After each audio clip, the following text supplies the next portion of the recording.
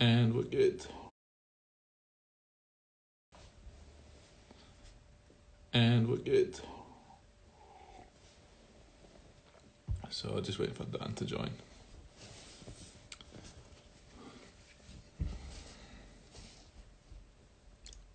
Hello, Maddie. Dan, where are you? You've got to hit the little shout out thing so that I can see you.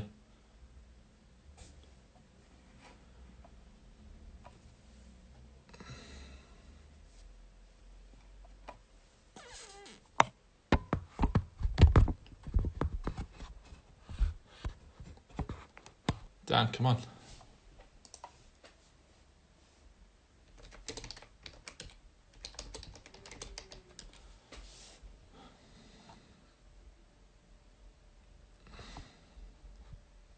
Dan's just been a little bit shy.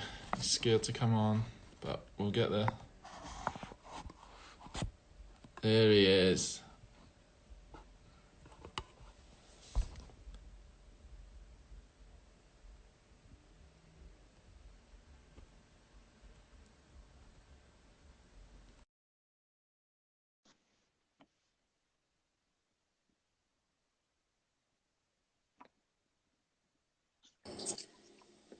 Hello, mate. There we go. How you doing, man? I'm all good. You all right? Yeah, I'm alright, mate. I'm There we alright. go. It started already. Nonsense. I've never done it with these things. I feel like an idiot. I'm sorry, man. Why are you not with why are you still on wires? I didn't even know I had these till a minute ago. I had to find them. Talk to me. What's going on? Not a lot. Just getting through. Living your best life. Yeah. What about you? Same? Yeah, mate. Just trying to keep busy. Moving weddings left, right, and centre, but staying positive. Yeah. Have you moved them all yet, or you got a few? I've pretty much moved every wedding now. Up until end of July. Some of my August couples are asking questions, so I'm trying to sort them out as well. So yeah. Yeah. It's bad. Not ideal. What about you? I've got a weird situation with one, but I don't know if I want to talk about that just now. No worries. But apart from that, everything's sorted apart from this one. So, okay. Well, until September. So surely September's good. Shirley, don't call me Shirley.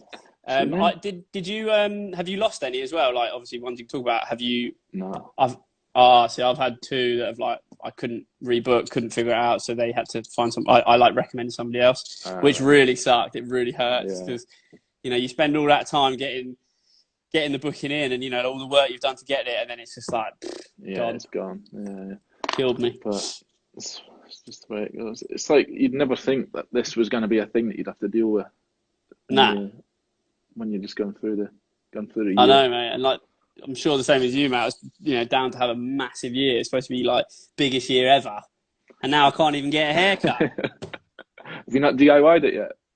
Not yet. I might do a silly little video and cut it all off because it is getting silly. I did my sides, but yours looked alright though. I did a 0 at the sides because I couldn't find the number 1 and then 2 for the guard, so I just went, let's just get it all off. Yep. And, but it's come back all looks right. Good. It's not Hello, Adam Buckland. Thanks for joining, mate. If anybody wants to ask some questions, feel free to jump into ask us some questions. Nothing sexual, Adam. I was just saying, this is only the second time I've ever done one of these. Hello, Kerry. One of these lives, and the first time I was so nervous, and then afterwards I was like, there was 6 people watching. Why do I even care? Well, mate, we've got 11 now, so this is peak, come on. Peak. We have to hit 12. I hit 11. I hit 11 yesterday, so we have to hit 12 today. Okay. And you'll be the most popular. We should do something really outrageous, like just get naked, or I don't know. Yeah. Do you really think September is doable? Because I really don't. It depends. I mean, obviously, it depends. I mean, what they say, what Boris's next announcement is, I guess, isn't it? But I'd like to remain positive and think that things can improve. But what do we know? I think the restrictions will be slightly lifted, and smaller gatherings will be allowed. But I doubt you'll be able to have 150 plus people at a wedding. I mean, it just wouldn't make sense. Yeah, I think weddings will be back, but not as we know it. Yeah, and then hopefully end of the year, start of next year, everything can go back to normal. But then, what if we have a second spike? Well, you're going to stay indoors, so you're not going to be causing anything. Yeah, that's true. But so what have you been doing to keep busy then? Instagram and stuff. Just Instagram. Yeah. Well, it takes so long to like go through all my old wedding projects and like realign all the clips and stuff and unarchive the project and then try and find some sort of different angle to create something from. So maybe there was like some dogs at the wedding, so I've been making little clips of things like the dogs, things like the flower girls and stuff, just like pure repurposing the content. So yeah, just getting on. Same, mate. It's literally what I've been doing. I've been going through the archive and digging out work and trying to get stuff like published and get stuff on blogs just because I've got a bit of time now. So. Yeah, I seen you were trying to sell a lot of the not the raw footage, but you were pushing older couples to take copies of. How did you get on with that? Yeah, so I was basically because I've got like 1 million hard drives. I'll show you. Can I spin this? Yeah. Okay. So like, here's just some of them. There's some more. So like, there's just a lot going on. That's about a grand's worth of lacy hard drives there, if not more. Yeah. So what I do, middle of the wedding season, when I just start losing my head and I'm like just so busy and like no time to like get stuff sorted, I just buy tons of them, just back everything up loads of times, and then I just leave it. But now it's getting a bit out of control, as you can see. I'm just running out of space. So I got this big old thing as well. This like 20 terabyte bad boy. This thing. Wash your hands. And I'm now backing everything up. But I wanted to sent out a blanket email to all my like couples from like up until 2014. I just said, hey, like if you guys want your stuff backed up, there's a cost, but like I can do it for you. If you don't, then I'm going to just start deleting stuff because at some point I've got to start getting rid of stuff. I'm a hoarder. Like I don't know about you, I just struggle to delete stuff because I guarantee I'll delete someone's wedding and it's not backed up. And then their dog eats their laptop or something, and then they haven't got any of the photos. So. I've had about 5 or 6 people do it so far, which is cool. So I can do a year's sign up, which is good. So they don't actually get anything from you. It's just you'll keep it for another year. Yeah. Right. Which seems to be working. Like, and actually, it's good as well because I'm now collating all this stuff, which I'm going to do anyway. And if they haven't got back to me, then like I'll delete their stuff, and then I'll assume that they. And a lot of them have said, "Oh no, it's fine. We've got them backed up like a few times," which is wicked because then it means I'm safe in the knowledge that I can get rid of. Yeah. And then I can recycle these for the next wedding season. Yeah, for fresh. Whenever that is. Yeah, man. All right, so come on then, let's jump into it a little bit then. So you've I didn't even know what this was, if we were just having a chat or if you have questions or what. I've got questions, but we can go off. Right. Like, feel free to go off tangent and stuff. But yeah, there is a little bit of a vague structure. All right, so let's just start at the start then. So you've been doing photography literally since like school, haven't you? Since birth, yeah. Since birth, yeah. You came out with a camera.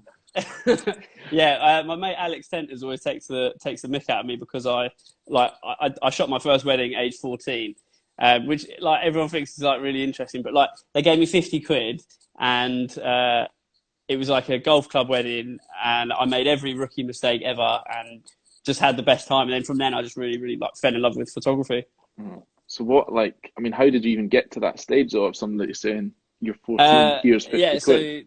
So to summarise, I used to photograph the local non-league football club around here. They're called House to Town, represent.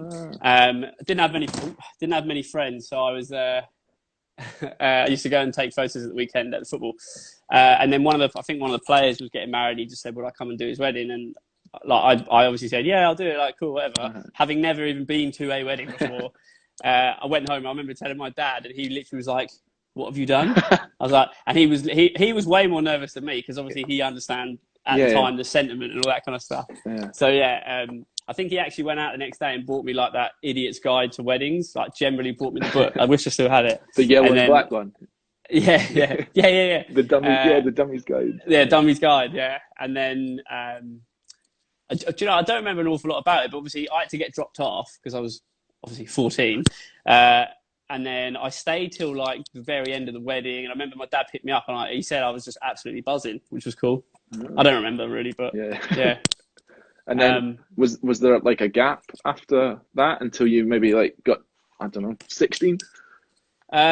So I was shooting weddings like infrequently at the weekends and stuff while I was sort of still studying. And then I remember it got to my GCSEs, and my parents were like, "You need to stop like while you're doing your exams," because it was all getting a bit too much.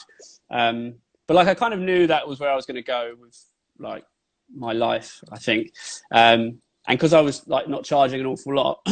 Oh, you're right, mate. Oh, I touched something there. Why is it? Right. Hi, Johnny.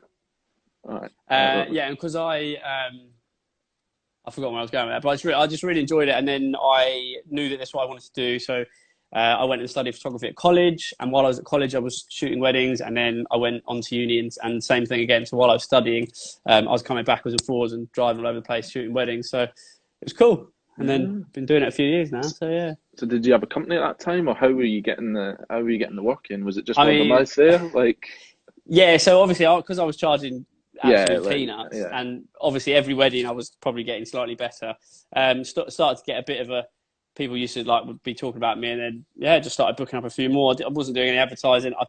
My brother actually, for my birthday present, my brother Ben brought me. It was called Mr. Site. That was the first time I ever made a website, and you get this pack. I don't know if you've ever heard of it. It's hilarious, and it's got like you get a domain with it, and you get like this bit of software that helps you build a website. It's called Mr. Site. It's so funny, and I'd spend hours like trying to make this website work.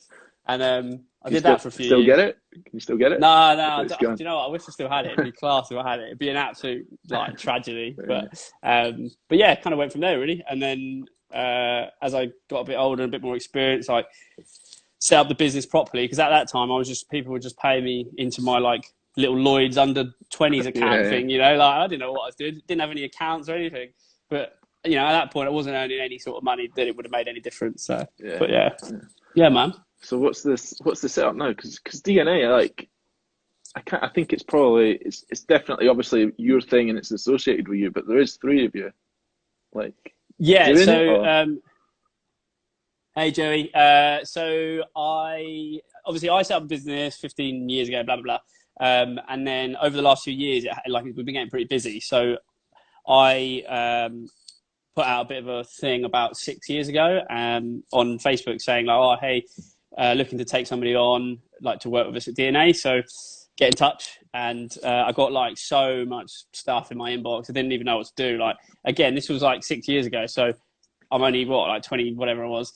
I didn't really know what to do with it all, so I was sort of like, just go, nah, don't like that guy. He looks weird, like, all this sort of stuff. Like, he doesn't fit my brand. And I got it down to like 3 or 4, and then I invited a couple of them in. And I think I was probably more nervous than them about this meeting that I'd like put on, because I don't know what I'm doing. So, so this guy called Chris came in, and we just really got on. We had a bit of a natter, and just like I didn't even want to see any of his pictures really. It was more just about seeing if he was like a nice guy, because I think you can train somebody to take a good photo, but if you're a bit of a dick, it's going to be people don't want to be around that. So and then Emma's come on in the last 3 or 4 years, and she's brilliant as well. So trying to make it more of a team, like, because I'm sure you know yourself, like, and I'm sure if there's any other photographers and videographers, like, it can be quite a lonely world, like, working on your own. Yeah.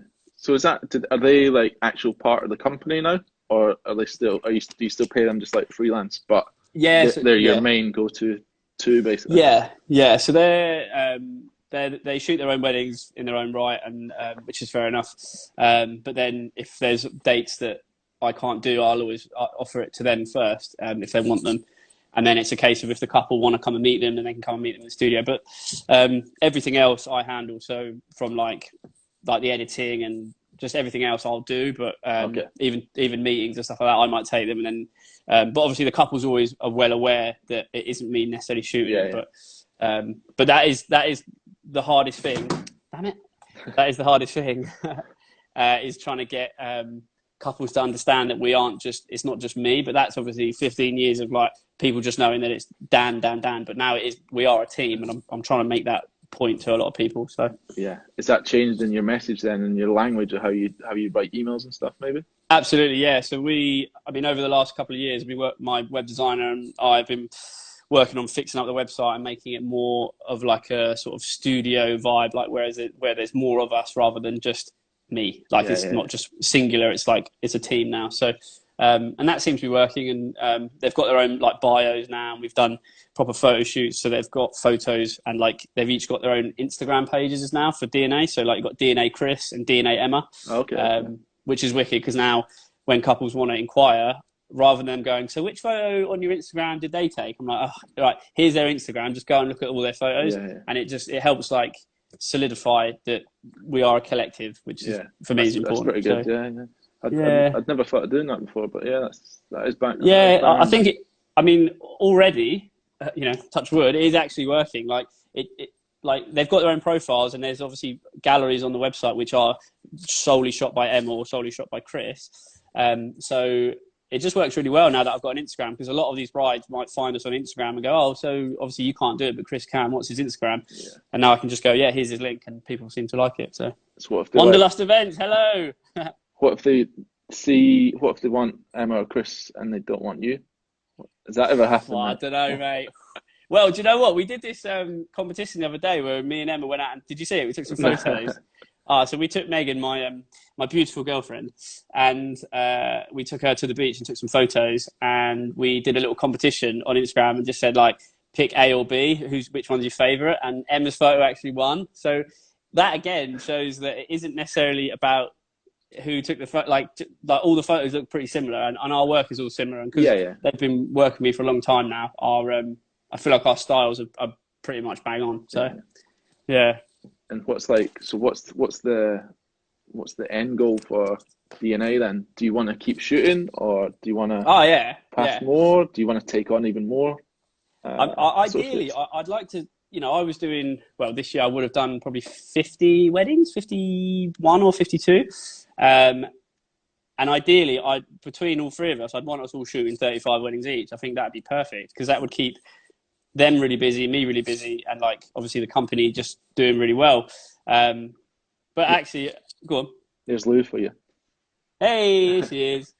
But on the flip side of that, I'm pretty happy how it's going. Like, the guys if they're available, they'll do the jobs. If they're not, they don't. And I pass work on to other people. So, I'm pretty happy, mate. I just, if we get, what really annoys me is when we get a really great inquiry for, like an August date, which obviously I'm already booked for, or the guys booked for, and we lose the potential work.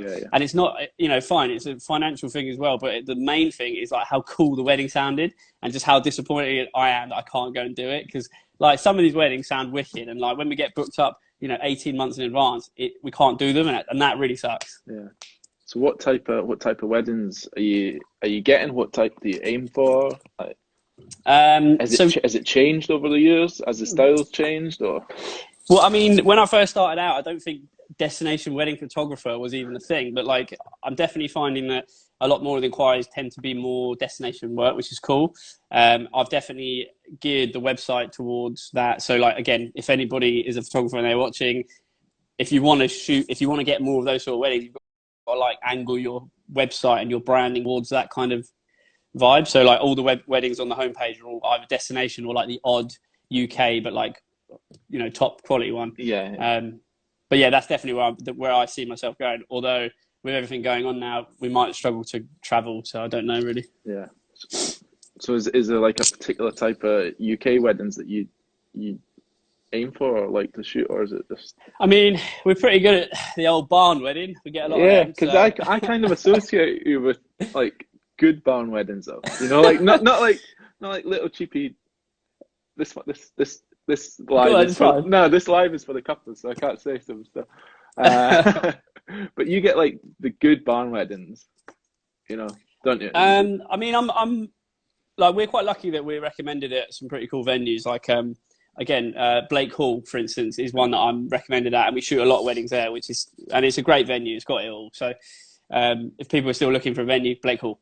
But yeah, I mean, like again, I'll shoot a teepee wedding. I'll shoot a wedding in someone's marquee. Like, I don't care. Like, but the weddings we seem to be getting are more of those sort of like barn or more like destination stuff. So yeah, but we'll take whatever comes at us and we'll smash it. Yeah, not too picky with it. So we've got a question. Do you think there will be more UK outdoor weddings next year? I think there's got to be, almost. There definitely will be more, but I guess it's just how much of like the ratio changes. Yeah. I think this whole ordeal thing is going to like shake things up a little bit, and people are going to be less bothered about, you know, having a really fancy big church wedding. And I think people might go a bit more casual. Like I've been talking to a few brides, and I've been sort of suggesting, why don't they just like have like one of their friends do a blessing? Because the ones that I've seen, the ones that I've seen are with like somebody, just like a friend doing the blessing, are so much more like intimate and cool. And, you know, no disrespect to like some of these old vicars out there, but like they can be a bit like overbearing and make it a bit too sort of religious. And, you know, you talk to the groom in the morning and he's like, yeah, not even bothered by like God or any of that stuff. Yeah. But they're getting married in church because they want the church vibe. But I don't know where I was going with that. We are where we are. Yeah, because like the one that I said earlier, that was the problem for me still. The initial problem is because it's the vicar, just there's no video on the church grounds at all. So we were still trying to solve and get around that, and then Corona's come on top. So that's my issue right now. And I know it's born from the vicar just being like what's Mark's name? So you've shot with Mark before then? Yeah, he's awesome. He's such a legend. I can't remember it was over at the toll booth in Colchester, and I think it was there. Yeah, and I like one of my biggest gripes, right, is when you get your supply meal and like they've give you like a plate of food. It's like a sandwich and some cold crisps. So the whole thing's put in the fridge. Leo, if he's still watching, will know about the story where I kicked off. But like, just bring me some food. Like, how much extra is it to bring an extra roll so that your man's full? Because it's like, oh god, you've served 150 people. Just give me a roll. Yeah. You know. So yeah, I that time I always asked for a roll. Yeah, get me bread. What a diva. Okay, so let me just quickly tell you a story. So me and Leo were shooting together, and I was on the back of 6 weddings in a row. I'd never done that before. So I was like, having shot 6 in a row, I was on the last one. I was pretty tired. It was dinner time, and they came over with this plate of food. It was a bag of crisps that were cold with a sandwich that was freezing cold. Like, so it literally had all been in the fridge. And I literally was just like, I can't, like, literally, can I have some hot food, please? Can you do anything, like, get me some hot food? And they were like, no. I was like, really? You can't just get me, like, look at all that food. You can't give me anything. Nah. I was like, I bet you've had hot food, haven't you? Of course they have. Of course they have. Yeah. And she's like, oh, yeah. So, yeah, I'm still fuming. Still fuming about that. Yeah. That was, like, 2016. Still haven't let it go. Mate, you remember those ones for the rest of your life. They'll never go. Yeah. But more so because it was 6 in a row. Like, the food wasn't the issue. It was that I was just exhausted from having worked so much. But, yeah. It's just that little pick-me-up to get you to get going again. Like, it's underestimated how much that is appreciated at the time and how needed it is and stuff. Yeah, and actually, the other thing that really annoys me is they go, yeah, we're going to get you food, and like, you don't want to bug them because I know they're obviously rushing around doing everything. Yeah. And then it's like, the speeches are in 5 minutes, and you're still waiting, and then they bring it out just as they're about to go ding ding ding, and then you literally like have to like inhale your food and then go start shooting. You feel sick, and you're like, why don't you just bring the food out earlier? Yeah. Help a man out. Yeah. So, anyway, enough about food. I'm hungry now. Yes. So let's bring it round to video a little bit and working with like videographers and stuff. Absolutely hate it. Yeah.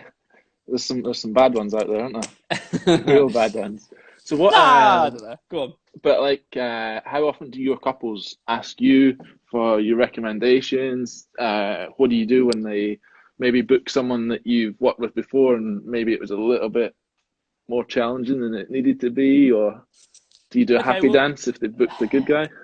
Yeah, so it kind of depends on the couple's budget, for instance. So a lot of the time the couples will, once they've booked, oh, for God's sake.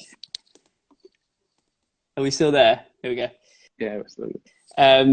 So it depends on their budget. So if I kind of know roughly where they're working at, I'll recommend somebody that I think will fit within that.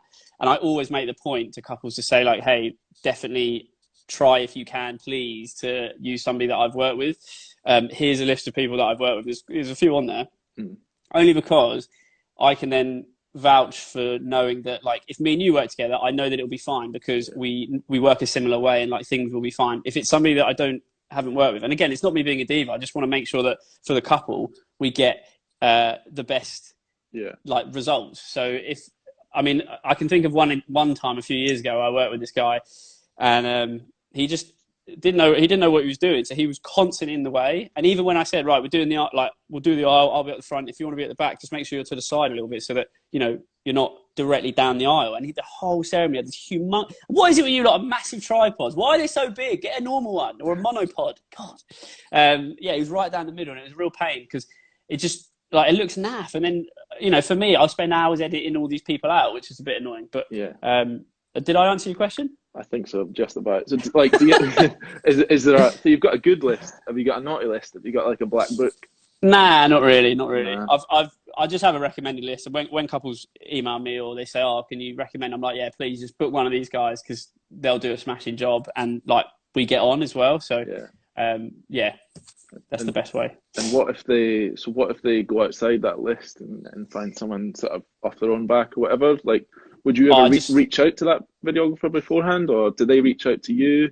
Yeah. So part of my little process is like they'll do their booking form, and in there they'll let me know like the other suppliers and stuff like that. Yeah. And I'll make a point to just email them. I spoke to a guy the other day. I'll just email the like videographer. I don't speak to the caterer. I don't need to talk to them. Yeah. But like, and I'll just sort of just introduce myself, and I think that definitely helps to set things on like a nice even path, because I do feel like sometimes there's a little bit of like we're in competition, but we're not. Like, for me, I just want to get the best stuff we can for the couple. And then I feel like sometimes they're a little bit like, think that we're in charge. And I always say, like, I've said it to you, mate, when we've gone for a walk with a couple, I'm like, right, we'll smash it together. So if there's anything you want to do, if you need them to walk, blah, blah, blah, then crack on. So we'll work together on it. Yeah. And I think that works better, because I just hate the idea that like there's any like animosity or whatever, or like, yeah.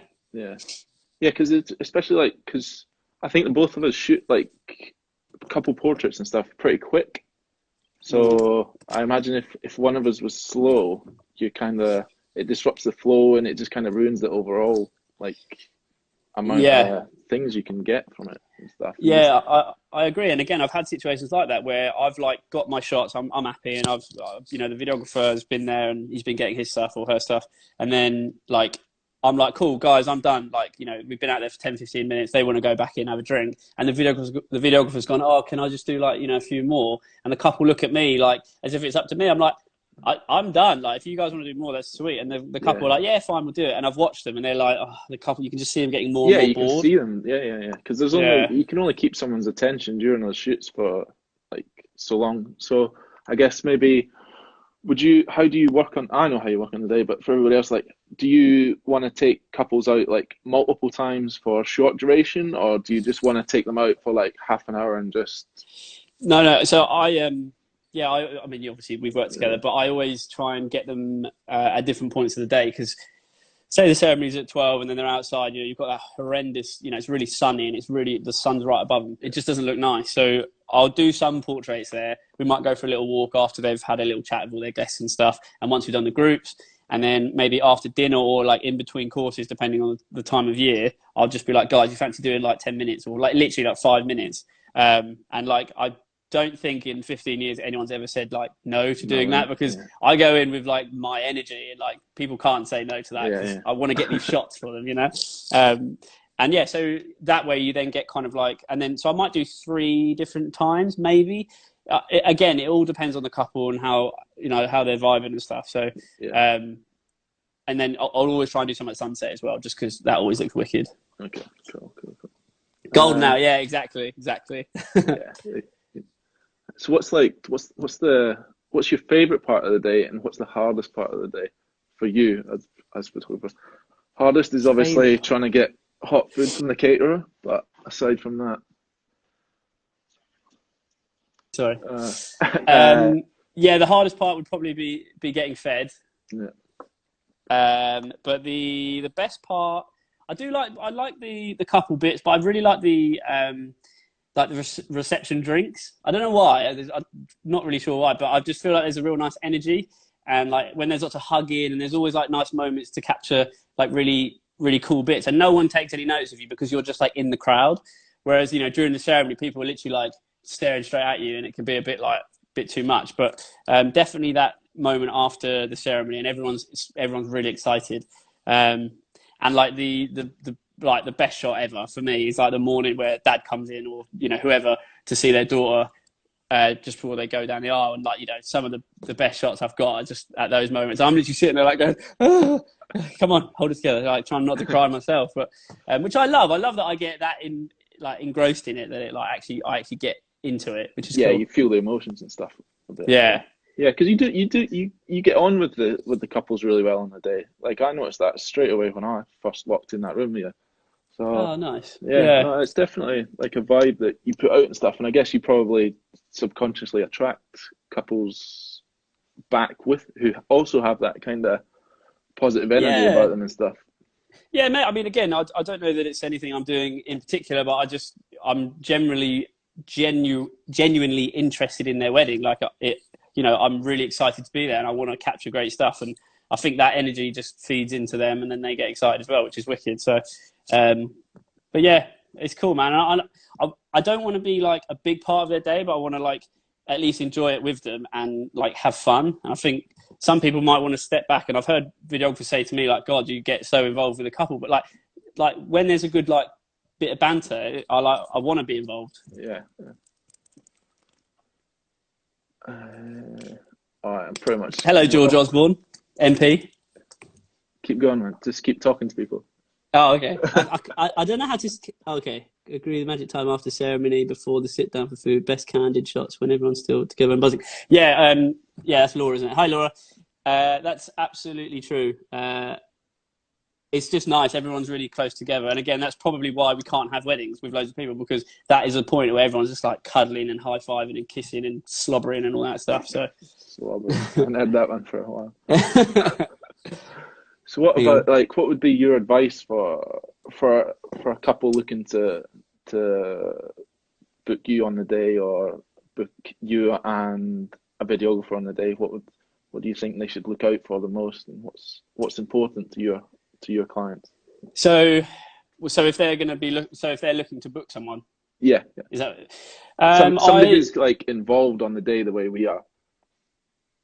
Yeah, I think it's really important. Again, I don't know if this is going to answer your question, but I do think this is a really important point, that like couples don't just go off someone's Instagram. Like, don't book someone just because you saw their Instagram, because one, that's their absolute best images probably, and like two, you don't know anything about that photographer. So they might have great photos, but they might be a massive dick. So like, do you want that sort of person at your wedding? I don't know.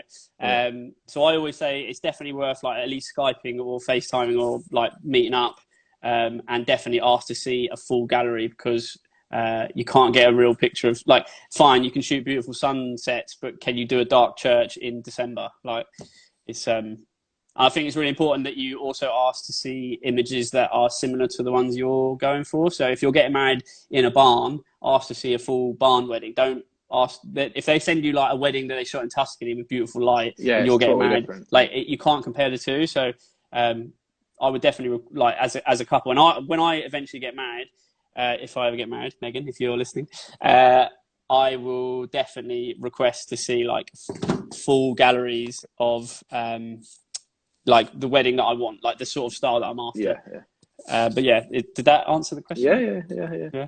So I guess it just boils down to that it's important that you actually get on a personal level with suppliers that you're going to spend such a massive amount of time with on the day, because especially for photographers, more so than video, your interaction is so much more. You probably spend the most amount of time with the couple outside of maybe like the parents or whatever. You know, you spend a lot more time with them than the guests will, and things like that. So it's exactly just getting on is a massive part of it. Definitely. And I think, again, for you guys, the videographers, I don't see, and when I do see a videographer that's like quite into the couple, and I love that. It's like quite cool, because then we're all like, everyone's on the same kind of banter. Whereas sometimes the videographers stand right back and they just sort of like stand in the shadows and they're a bit weird. And like, you don't do that. I like the way that you work as well, so that kind of works. But I feel like videographers, again, they instinctively think that they don't need to like get involved, but like they should get involved. Why not?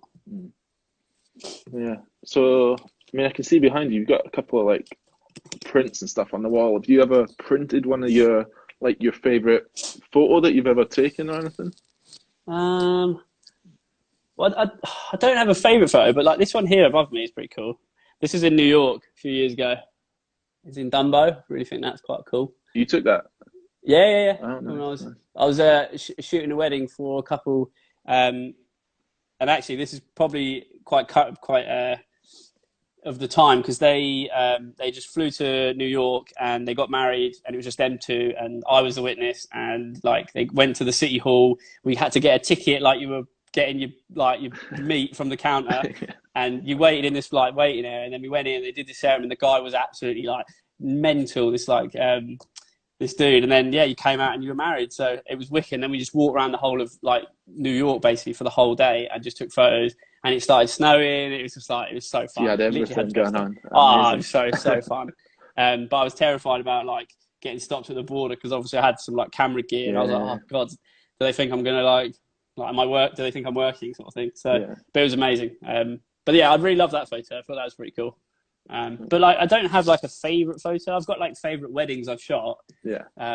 But yeah, not really favorite photos. Not favorite photo. Okay. All right, we've got some questions maybe. What tip would you give to planners to look out for, as everybody wants to be in the planner's black book? What tips? Well, go on. I'll let you can start that, and I'll just be a nice person.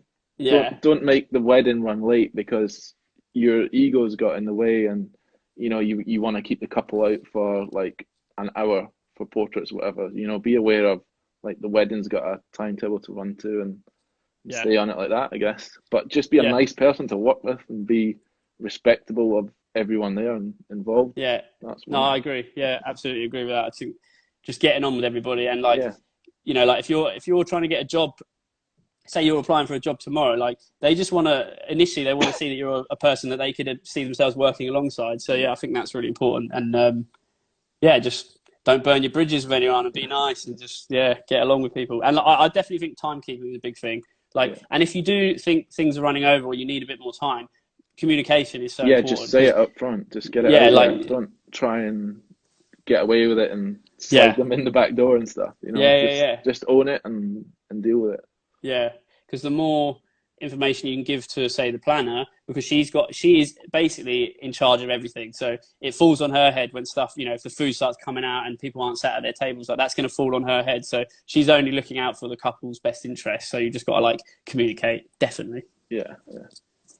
So what about, we're just jumping around here, but I guess I'm just kind of going ad hoc. What else we got? I ring the caterers to make sure the plate of hot food is there. It's just not acceptable. Absolutely, couldn't agree more. Hypothetically, who would you have shoot your own wedding? Hypothetically, you must have an idea of who you love. Who said that? Laura. Oh, Laura. I mean, there's a few photographers whose work I follow, but again, it would boil down to like the one that I like got on with most, because the photographers that I follow, I like all their work is brilliant, and to be fair, I've got a particular sort of theme that I like, a sort of look.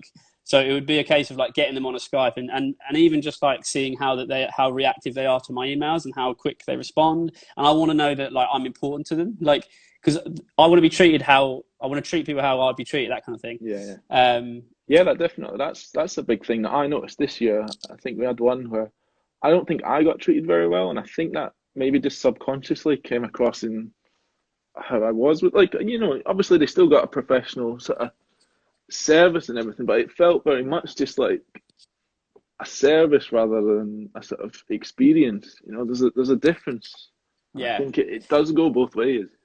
Oh, absolutely. And you just made me think of stuff there. So like, I don't want to be treated as a vendor. I know we are. I know that's what we're here for. And we're, technically they're paying for a service and we're just delivering a service. But like, I think I want to be more than that. Like, that's why it's important that I like really get to know the couples and spend a bit of time with them. And I always recommend that they do a pre-wedding shoot if they want to, obviously, because it just gives us more face time together. And again, on the day, that just is so much. It just makes everything so much easier. And the other thing I'd say is with like destination weddings, when it's like over 3 days. So say you arrive on the Friday in the morning, then there's an evening dinner thing, and then you got the wedding, and then you got the party afterwards. There was one I did last year, just gone in Tuscany. By far the best party and wedding I've been involved with, because like I met everybody on the Thursday, whenever it was, like spent the whole day with them on Thursday, had the whole evening, had a few drinks with them, got a bit pissed with them, shot the wedding, got hammered with everybody, and then the next day had a pool party, and it was so fun. Like from an experience point of view, it was like you couldn't top it. It was so good.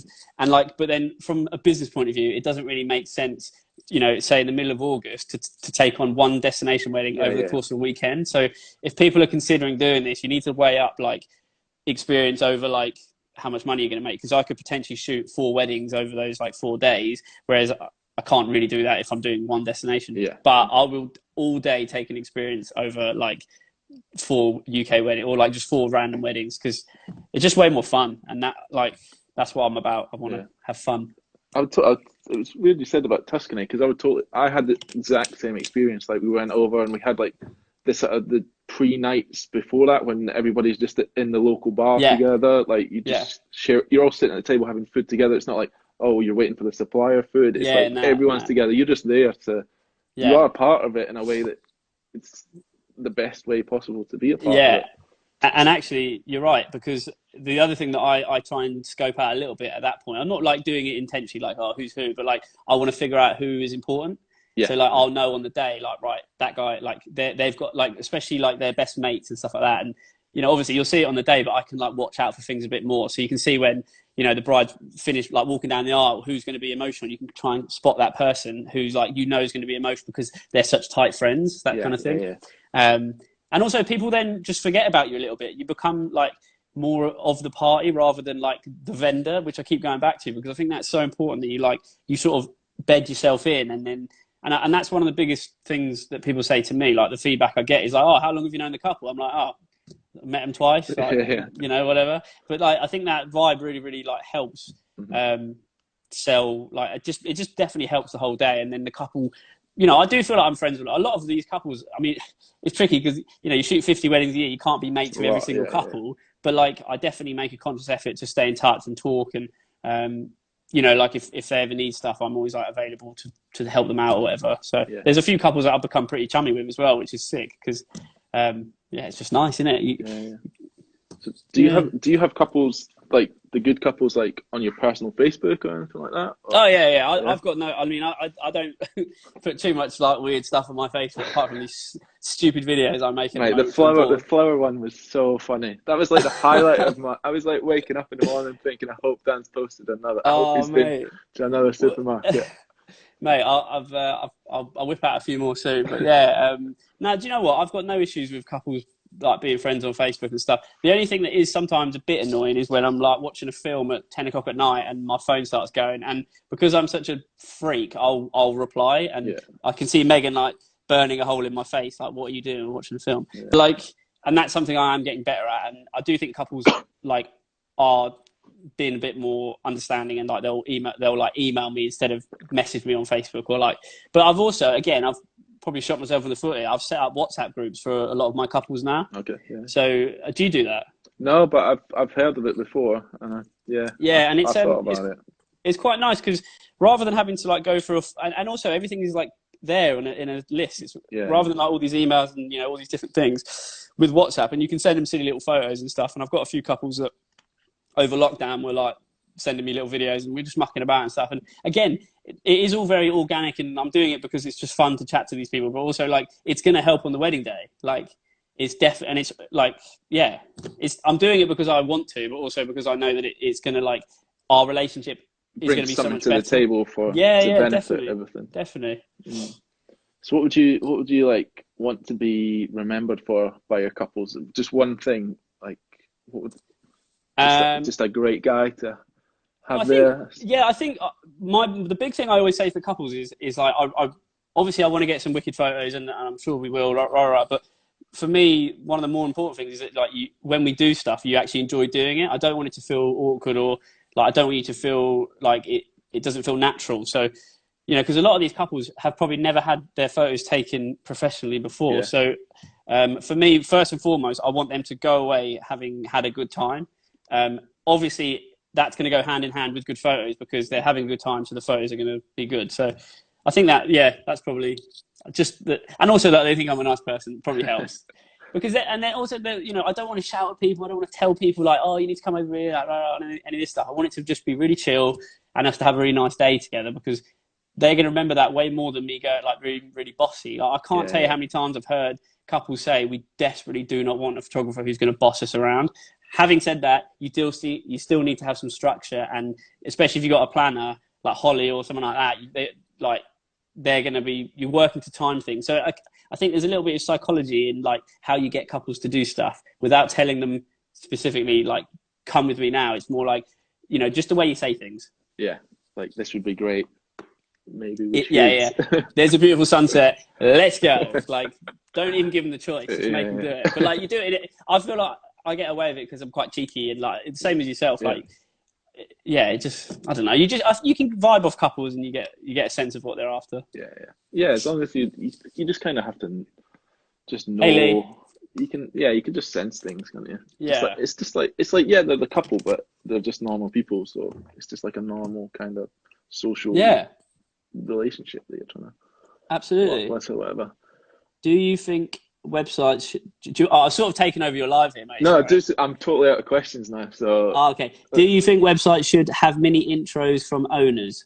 Dotty Mares. Well, I don't know what Dotty Mares do, but do you think websites should have? I mean, yes and no. I've seen some cool like intros. As long as it isn't like super cheesy, then I'm sure that could be quite cool.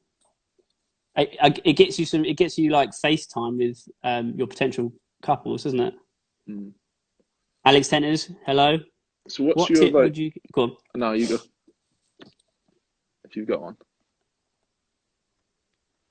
Oh, okay. No, it's fine. We've already done it. Done Go on. Shit, it's gone now.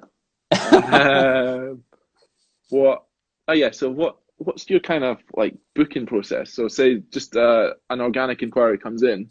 Are you replying on email, I guess, first, but are you trying to get a phone call or FaceTime or in person? So initially, the inquiry will come in.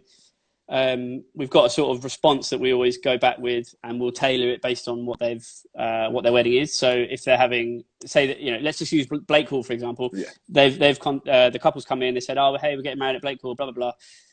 I'll go back with like, cool, sounds good, wedding sounds wicked.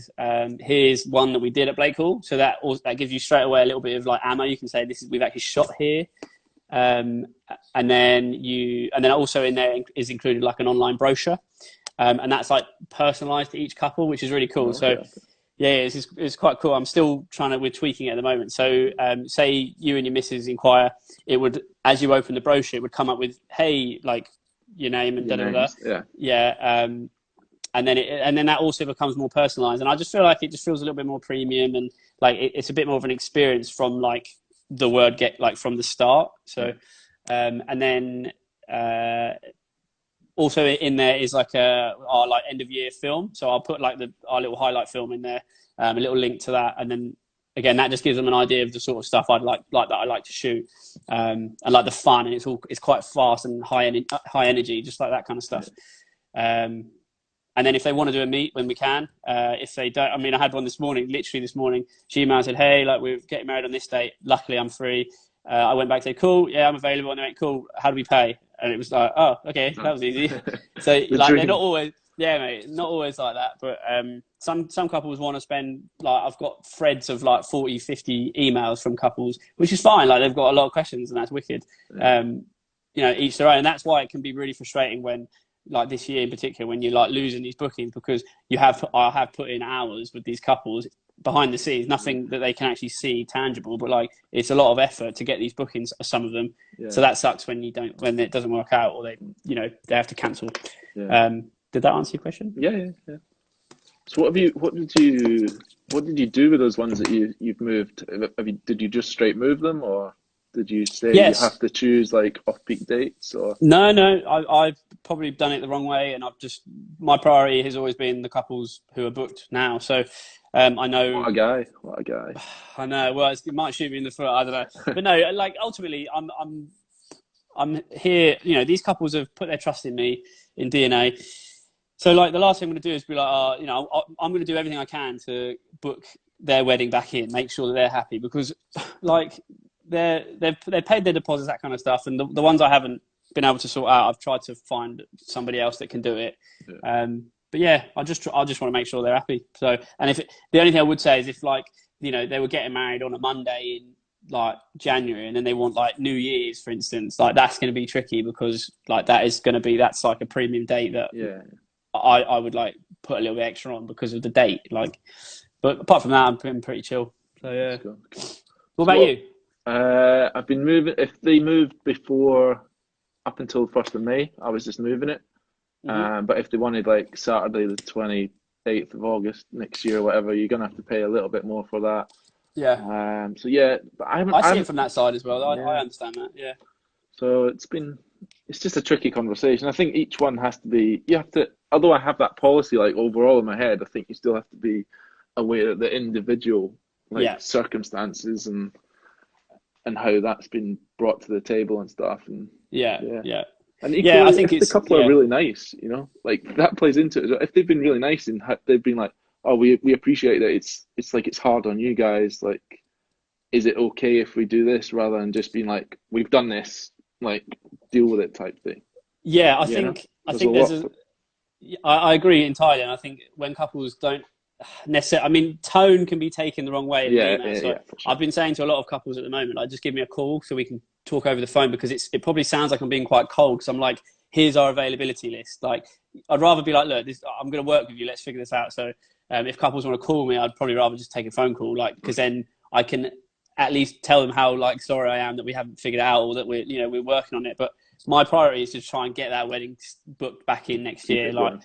I managed to sort one out this morning, that was supposed to not happen, and then I managed to figure some stuff out to make it happen, which is really cool because they were really keen to keep the booking. You know who you are if you're watching. So yeah. Cool. That's good. Man. It's good to hear that you've had like a lot of positive stuff with it as well. Yeah, I mean, I had it's not a negative, but one of the couples at the very start of this, they were due to get married in May. May, first week of May. And they asked for all their money back, which was a bit of a blow because I knew what was coming. So I was like, could really use that cash right now, keep me alive. But again, the way that they worded everything and the way they were with me, I was like, I couldn't say no to giving their money back. So they're so nice about it. They were like, look, like only if it's okay, like, can we just get it back? We'll give it straight back to you when the wedding happens, blah, blah, blah. Again, there's probably people out there that are going, oh God, why would you do that? But like, it's important to me that they're happy and they're going to remember that. And it's, again, when I keep saying it, I finish every email now with like, when this wedding happens, it's going to go off. And I anticipate next year the wedding's being absolutely mental, which is sick. Yeah. So you think like, you're giving it back because you almost, there's a little bit of you maybe thinking, well, they booked me the first time. Maybe they'll book me if something else happens and the date changes. Surely the natural. Oh yeah, no, definitely. Yeah. I mean, they're not booking me, so I know that's cool, and I think they just want to have the security, in case, I don't know, my business goes under or whatever. Yeah, exactly. That it's another year now before they're due to pay any money. So I'm okay with that. Like, it's fine. I know I've been reading so much stuff from people saying that they're like, talking about how they, are they giving money back? Are they taking more money? But like, I just want to keep everyone sweet, and I know that I've been clever enough with my business over the last few years that I've got a little bit of money to keep me going. Which is fine. So fine, I'm going to have a dead year this year, which I've accepted. Sometimes I'm struggling with that and I get a bit annoyed because I'm like, oh God, I just really want to be working. But I know next year's going to be amazing, and like, just trying to find a positive, because it is obviously hugely negative. And like, with all these couples who are upset, I'm getting brides crying down the phone and like all this sort of stuff. So I'm doing my best to stay as motivated and like positive about everything as I can. Yeah. It's hard, but you just got to stay in it. Stay in it, really.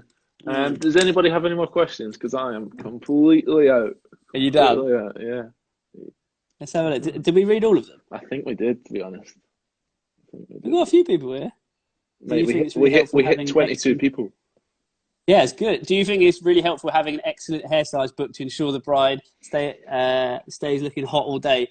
Give you great photos. Do you know what, right? This is actually, I don't know why more brides don't just hire a hairdresser person and makeup girl to just stay all day. I can't imagine, no disrespect, it's going to cost them that much when they've spent all that money on a wedding. Because then every time you need a touch-up, you just go and get her to do it rather than trying to do it yourself. If I've got any brides out there and you like haven't done this, just pay the lady all day. Like, get her to stay. Get her a meal. She'll be sweet. Just a triangle cheese sandwich and a packet of crisps. Have you dealt with accepting that 2020 isn't going to be the big year we had all expected? Yes. Slightly, kind of. Dealing with it currently. Yeah, go on. Like, some people said, like, you know, people were saying, there was murmurs, people were saying that 2019 was like not the best year because everybody's waiting for 2020, and 2020 was going to be like the amazing, like, I think they do it every year, don't they? Yeah, it's just an excuse. You just got to go and make it happen yourself, I think. Yeah, I don't, I mean, I was hearing that a lot, and people saying, oh, they weren't booking as many weddings, but I mean, we had a great year, so I don't know. And I mean, next year is going to be a humongous year for everyone, I'm sure, yourself, right? Yeah. It's going to be mad. But again, I will constantly reflect back to now, and I will never take for granted, like, being busy and being booked, because I've been okay and I've been keeping myself busy, but like, I thrive off being like busy and working and like being out there and like working with couples and like all that stuff. Yeah. We've got a question from Lee. How are inquiries for next year? I mean, I'll let you go first. So for me, I've got two brands. So I've got Confetti and Silk, which is like my high-end one, and then I've got a more like volume brand, shall we say? And the volume brand is definitely like saved my arse a little bit. So my higher one is down a little bit, but my volume one is pretty much unaffected, to be honest. I think it's just the volume of weddings are still enough, no matter what happens, that if you're doing everything on point and your marketing's on point, your brand's on point, your message is on point, your product is on point, I think you can still be all right. I don't like looking for excuses in the external environment. I always think it's important that you look internally first and see what you can address there. Yeah, go a little bit deep. No. Do you know what? I've really liked your Damn it! Sorry, keep dropping my phone. How have you got your phone to not fall over? It's stuck to a battery. It's on top of a light that's facing down, and it fits in the battery. Okay, right. Receptor, really good. Yeah, well, because I've got the cable coming out the bottom. So the question was how inquiries. Yeah, and I would say they're like, it's slow, but I'm still booking weddings for next year. So like, I'm still getting stuff booked in. I'm actually starting to get lots of inquiries for 2022. So, I mean, it's all right, mate. I'm just going with it. And, you know, again, like I've reiterated, like, this year is going to be dead, like, up until maybe September or July, whenever, or August. So I know that I've now got to fit all those weddings in. So, like, I'm fine. I'm not making a huge amount of money this year. I'm not working, but I know next year is going to be a big year. So I've just got to live within my means for this year, and then next year go mental and just spray loads of mower everywhere. You have to, like, whatever happens, you have to, like, cut this year off and not let it have like a legacy effect on next year and stuff. Well, and again, you're right there, because I was talking to somebody the other day and they were saying it's going to take 2 years for things to go back to normal, because obviously, like, the knock-on effect. So I think, like, 2022, hopefully things will sort of level out and will be sweet. But who knows, man? Who knows? Did we answer them? Yeah, that's it. Any more questions? Mate, we've done an hour. Has this been an hour? This has been so fun. I know. We should do this more. I like chin wagging. Oh, I was going to ask. So hypothetically. Oh, okay. Yeah, I've had that one. It's easier than writing a blog. Yeah, mate. This is cool. So, someone asked me a question. Go on, Sam. You beard. You and Emerson know all about spray. Did you do it? Yeah. Yeah. It weren't Moe though. It was red wine. Yeah, that wasn't. Sorry, Laura. Have you cleaned? Is it cleaned up yet? Yeah, some cool people on this. Hello, everyone. Sishi P. Sushma and Sean got married at Blake Hall a few years ago. Such a good wedding. Cool. So good. I got a question. What's been your, like, favourite wedding venue you've shot? My favourite wedding venue? Putting you on the spot now. Yeah, it is. Probably. Oh my god. Well, we had our Tuscany one as well, so that was like just a villa on top of a hill with a big swimming pool and Yeah, all sick. amazing. Like a buffet would be doing it a disservice, but like all like the legs of ham and cheese and Yeah. Big like everything like spread. coming round it. Yeah, that was Yeah. amazing. But in terms of UK weddings, oh,